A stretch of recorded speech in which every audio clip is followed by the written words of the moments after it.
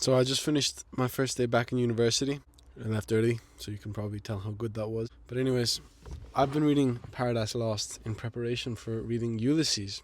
And an interesting thing popped into my head when I was reading it.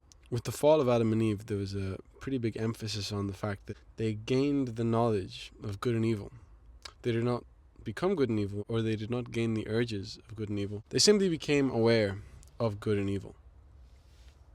Which is interesting, right? Why is the knowledge of good and evil the cause of the fall and not the actions of good and evil? Because we know that before the fall, Adam and Eve were still living with the need for good and evil, and they did actions that would have been determined as good or evil by a person who had knowledge of good and evil. And it brought me back to my Nietzschean days when I was like 16 and I was reading Nietzsche, as every internet kid does who likes philosophy. And it answers quite a big thing for me as to what is actually good. If you're going through a moral crisis, a sort of existential moral dilemma as to what's actually good, because you can argue that a lot of things done out of good are done out of selfish intentions, especially whenever it comes to love. It's very easy to argue that love is a selfish thing because it benefits you, but this idea of the knowledge of good and evil is an imperative to understanding what is truly good and what is truly bad.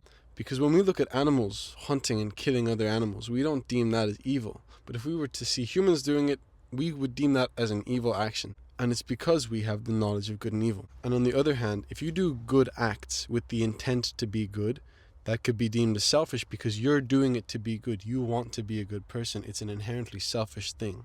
So then what's truly a good act? That's the big question you're going through. If you're a big Nietzsche fan, you would say there's no such thing as a good act, obviously. The will to power is dominant in that sense, but obviously I don't want to believe that. It's a pretty hard thing to believe, so I would like a reason to disagree with it.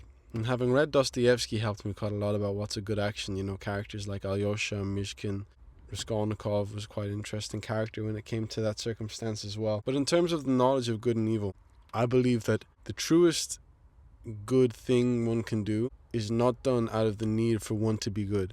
So you have to do it out of pure nature. You can't really have any intention of being a good person or doing a good act, because you'll always have the question mark. You can always refute it with something else, like, oh, you wanted to do this, or you had the intention to do this, or you wanted to appear in this way. So it might not be the authentic display of good that you might think it is. It could be inherently selfish, and in that it would be an act in accordance to your will to power. So yeah, I guess that's how you be a good person. You don't do things to be a good person, and you don't do things to do good. You just do good things because that's simply natural, and you don't really think about it. It's like a thing when a lot of Christians have, that they do good actions to get into heaven. But if you do good actions purely for self-interest, like getting into heaven, it kind of refutes it, kind of cuts it out. You know, you do a good action, but the intention.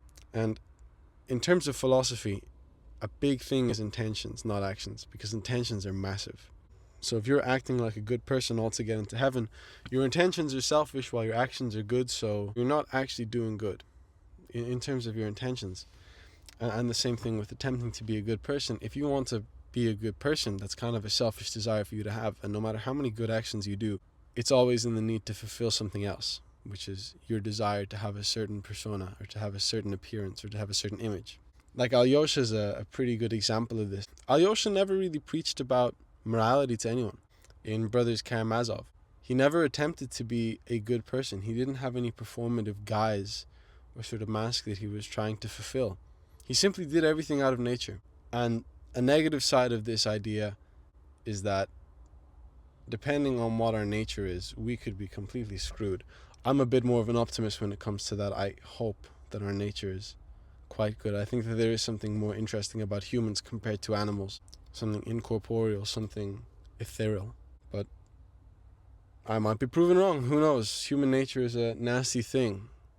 You can see all the war and stuff, but Milton kind of explains that as well. He explains war and violence with free will. Dostoevsky explained it as well in the Brothers Karamazov.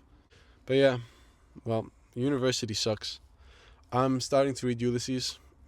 Yeah, it's as good as everyone brought it out to be. I'm at the part where Stephen Dedalus, I forget what his name is, whenever he's walking, just found out apparently that's attempting to get into his thoughts. I quite like it. The language isn't as hard as I thought it would be. Maybe I've just learned a bunch of new words since I started reading. But yeah, as an Irish man, it's kind of a duty I have to fulfill, you know. Oh yeah, I read Ulysses. Anyways, I don't even know. Subscribe. I want to make some money from this.